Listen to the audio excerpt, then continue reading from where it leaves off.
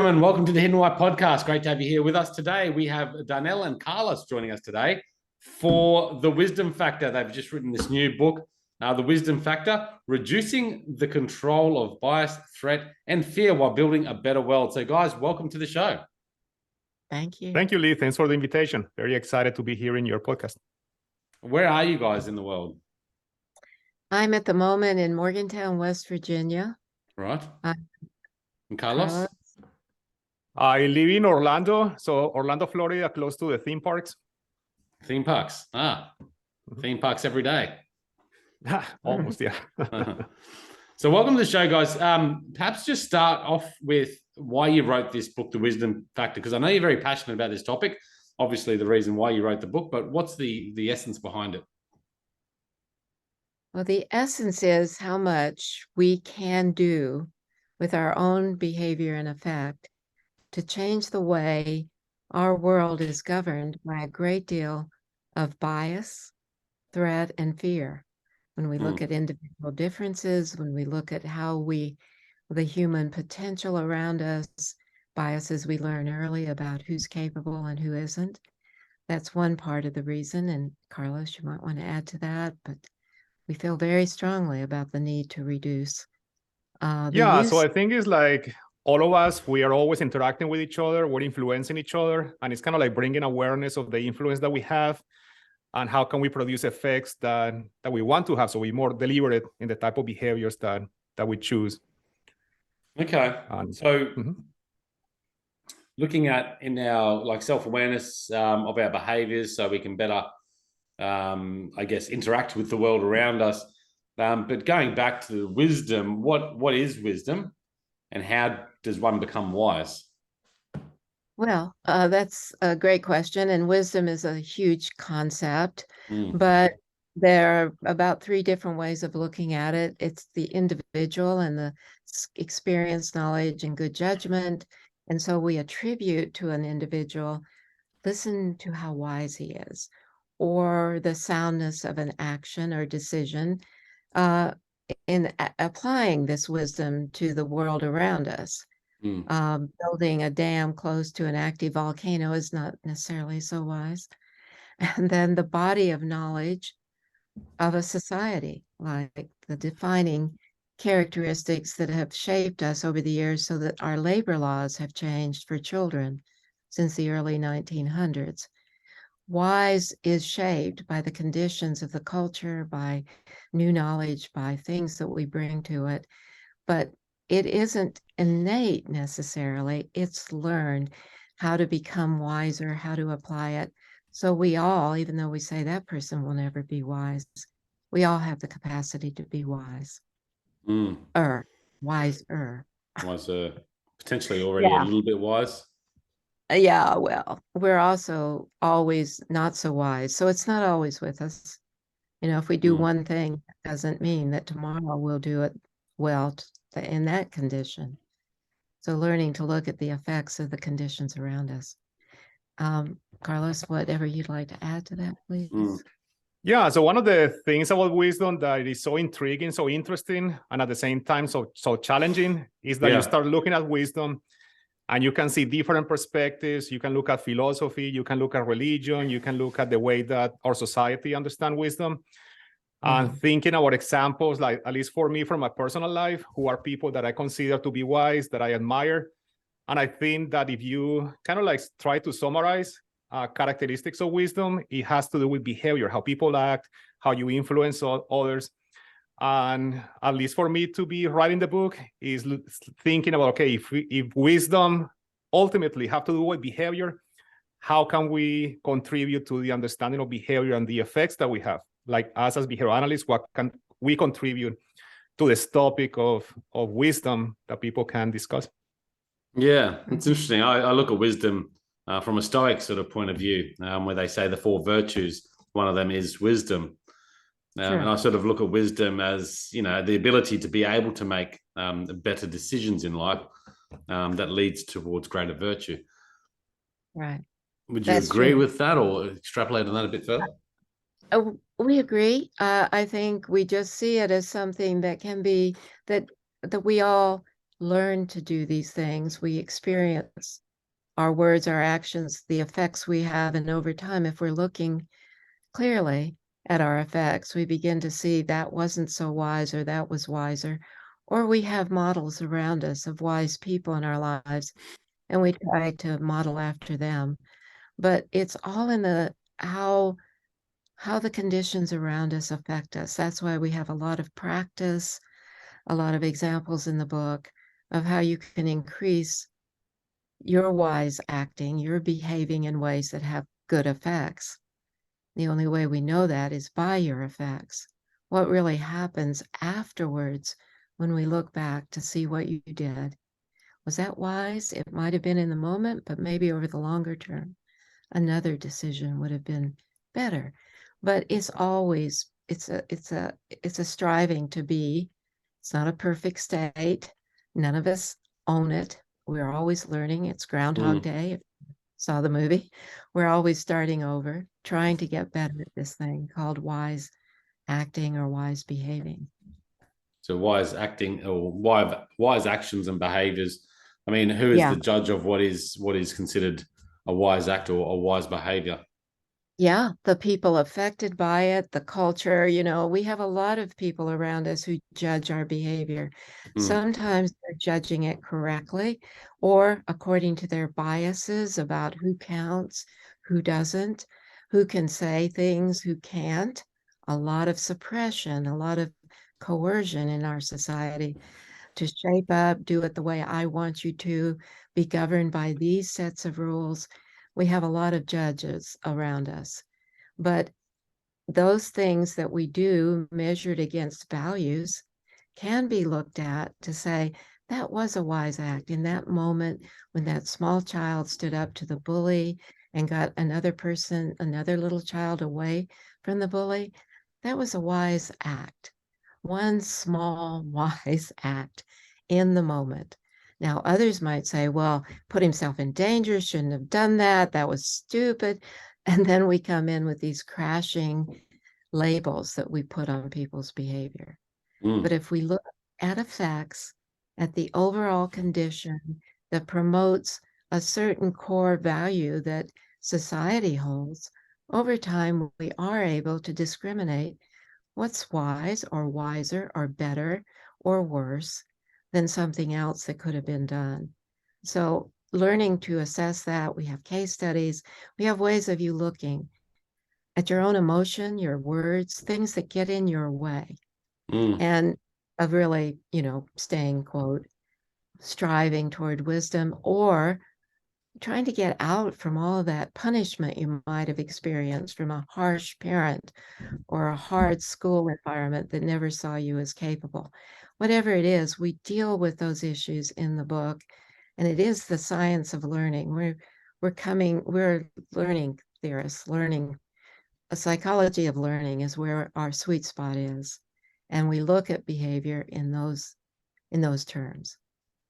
So I guess how we look at, whether we're all judging it, I guess, differently based on our biases and our upbringing and our position in life so far. So then how do we get to the core of what is wise and what is not? I mean, do you have any stereotypical wise people that you would say that everyone would consider these people wise?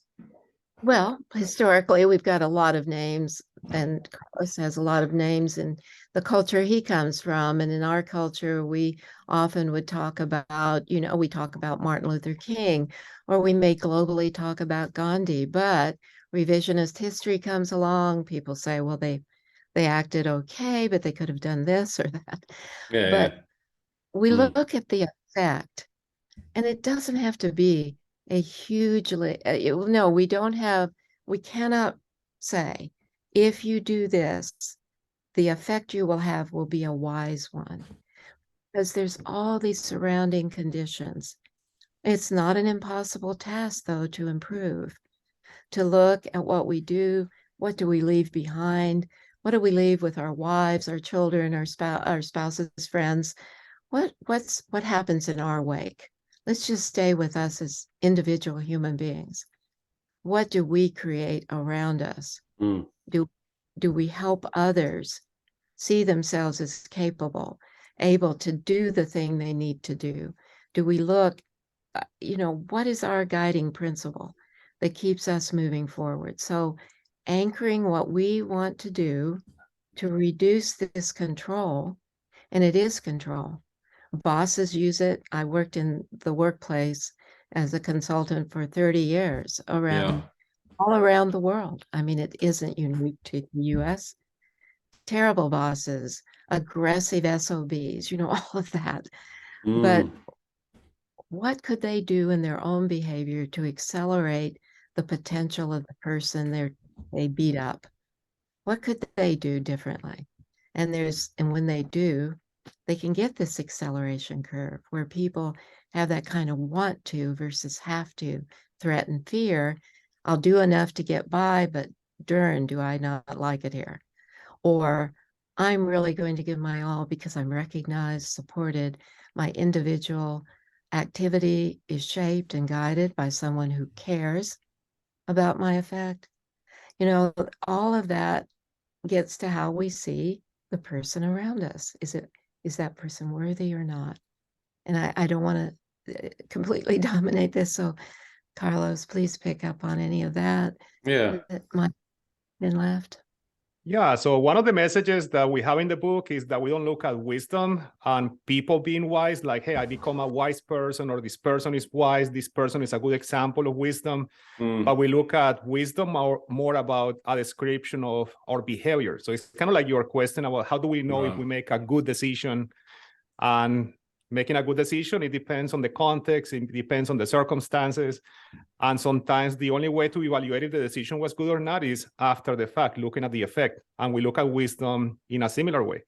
So sometimes an action could be wise, not the person, but the action could be wise. So the same person can engage in some actions that are wise, some actions that might not be so wise. And that action would be wise in that context, in that group, at that moment in time. But it might not be wise at a different moment, different culture, different context, because the effect would be very, very different. So we're looking at behaviors and actions that, again, generally produce some sort of effect which is positive or good, not only to the individual, but to society as a whole. Over time, we'd have to look back and see actions that were taken to protect people in war, that others might judge as putting, not so wise. Looking back, we'd say that was a very wise act. It all is contextual. I know it sounds as though we could never get there, but we each can improve our capacity to look at the effect we have on our fellow human being. And that is a large part of this book. It's all about how we show up. So how you show up, the kind of effect you leave behind. Could you look at that from a different perspective? Can you see something in someone differently than you might have judged before? It's learning how to be objective, to look at behavior as a learning event, not as a characteristic of the worth of the human being, and then begin to apply these tools. And this book was reviewed by many people in psychology, and it is a book that is practical. If you've got a huge problem with anger or with emotional reactivity and you just spout out and you say things that are harmful and you look back and say, darn, I shouldn't have done that. But next round, you're going to do it again, because to a large extent, we do what we've learned to do. And this book says, let's interrupt that pattern. Let's look at what we want to be, the effect we want to have, and start there. And so it takes you through a number of things, the words we use, the emotional things, feeling. More sort of awareness in the piece, because I always look at it and go, well, to become wiser, perhaps it's about broader experiences and knowledge, which it potentially is, but also self-awareness and reflection would be probably even greater than that, because you could have experiences and knowledge and learnings, but they might be in areas that actually don't help bring you any more wisdom. Could actually do the opposite, could be damaging. So awareness would be a first sort of pillar of that, which is what you guys sort of discussed. So how do we develop great awareness personally so we can understand our behaviors and their effects? Well, we offer you a number of exercises or practices to go through to find out what got you to where you are. Getting people to examine their own biases, my biases that really don't let me see the surrounds very well. I've already made up my mind, really literally come into the meeting already assuming or meeting a new person. So we teach you how to look at behavior objectively, which is part of the science of behavior. Learning to see what's in front of us, the words people use, the way they interact, the command and control language. How do we do that? We're in a situation, we've got our biases, so we make decisions already informed on our biases. How do we then try and flip that around with greater awareness and look at something subjectively? Okay. Like what would be some tools? Yeah, Carlos? Yeah, so it's important to understand the influence that rules having our behavior. So like you mentioned, language is very powerful. So just being aware of it and sometimes being able to evaluate any rules that people give us or any type of authority that people give us. So being a little bit skeptical. Also looking at the situation that we have, describing the situation rather than using labels that might not be objective. So for example, I can be interacting with a person, but if I begin labeling the person, hey, this person is very selfish, that already impacts the way that I interact with the person. So I try to avoid those type of labels, say, hey, I'm feeling this way, I'm interacting this way, the person is saying this, and that increases objectivity and also looking at, once again, the effect that you have. So being aware of how you're interacting with the person. So all of these would be helpful in evaluating objectivity. Do you have tools like, pausing or meditation or anything that's really a toolbox to help us be able to do that? Because it's one thing to say it, but then actually to practice it. Practice is the key. It is the literal key. So the book is full of practice. And we do have tools. We have great work by people who have examined anger and anger control and how I show up. And that just masks, everything goes out of my head when I'm angry or, whatever. So yes, we have tools to help us calm down, to see what's in front of us. And when Carlos mentioned selfish, well, we all use labels. We all kind of attach meaning to behavior based on our history. But if we learn to break the word selfish down and begin to look at why do I call that? Well, he's always first to grab for something. We see some behaviors that the person could change, and we might apply another label instead of selfish. Those labels mask the behaviors that cause us to call someone grumpy, shy, sad, whatever our labels are. And we want people to look at the human condition, the behaviors in front of us, and the conditions that surround us that keep us in this same box. We've all been labeled. We've all been called names we like and names we don't like. And so how do we get past that? We have a lot of tools for self-change in the book. Okay. Yeah, we have a lot of exercises like in each one of the chapters related to the different topics that we discuss in the book.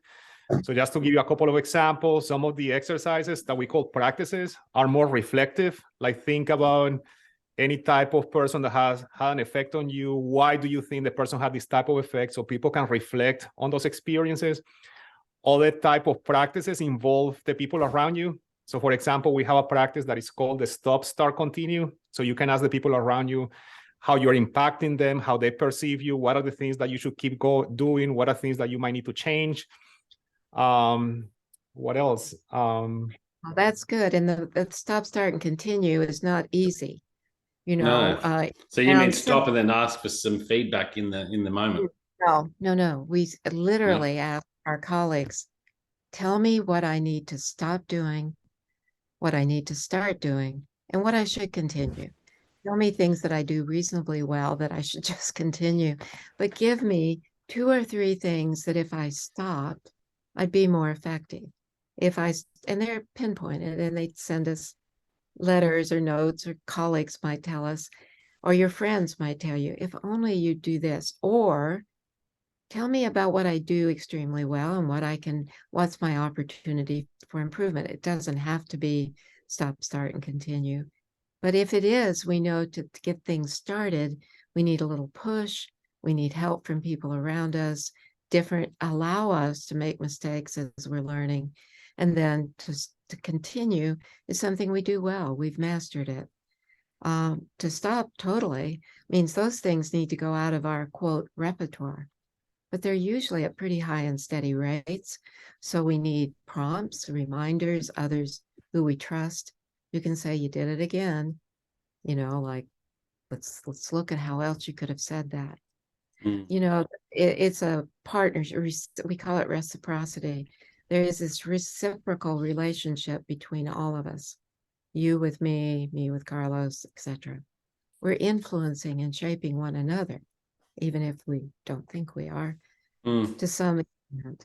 So learning to look at that, it takes a little bit of work. It is a dig into this book kind of event, but there are ways to get to a different way of seeing our world and interacting with it, maybe calmer, maybe more, maybe we need to be more out there. We don't speak up because we're intimidated. We think our boss will disagree or whatever else might be around us. So we need to learn how to speak with clarity, without offense, or even if we have offense, we need to be able to handle that and learn how to shape a better response over time. So it's a learning journey. This thing called the if you go into a situation and, you know, talk to people about what I should stop and what I should continue, I guess even after that, there has to be a period of reflection, because what makes their thoughts on what you should and shouldn't do right or wrong or morally correct or wise. Right. A lot of them may be totally wrong. And you would say, I reject that. I don't really have to do that. I know me. I'm very good. I show up this way in this environment, but in another, I'm comfortable and I don't want to do that. But most of the time, if we really go into that exercise, we're going to learn something about how we affect others around us. Whether we agree or not is not so much the question, because they have an imperfect line of sight. They see us through their biases. But you're going to learn something if you ever would do something like ask some people that you care about, or maybe colleagues that you don't care so much about. I don't know. How do I show up? What do I need to stop doing? What would you really appreciate? I'll try to work on that. Maybe you don't have to guarantee. But we've done it. I've done it with senior executives in the top of corporations, all the way to, you know, just the worker on the floor or out on oil rigs, who's had an amazing learning experience by those 3 simple questions. What do I need to stop? What should I do more of? And what do I need to continue? It's amazing. Great, isn't it? Great. It takes courage. Is what it takes terrible courage. That's the thing. People need to understand we don't want this feedback necessarily. Who wants to put oneself out to that? But then you look at it another way, and who doesn't want that? And why wouldn't you want that? Because if you could become a better person, you're going to be a lot more happier internally anyway. A better person in the sense of more congruent with those around you, maybe more facilitative, more whatever your particular value set is.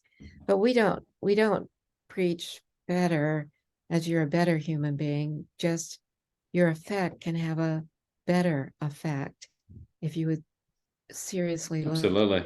It's being open-minded to that, you know. And I suppose I always feel that wisdom comes with age as well, and potentially it does somewhat naturally or evolutionary, but there's a lot of older people there that aren't probably that wise because they're not open-minded to that feedback. So, I know old guys, and I'm an old gal, and I look at them and I think, oh, they're not particular. They never were wise. I mean, a lot of where we cared about the conditions around us and the people around us, that's a journey that we take with us unless we interrupt it, unless we say, wait a minute, I learned those rules from very abusive environment that I came from, or what I need to take a step back, look at that, and reassess.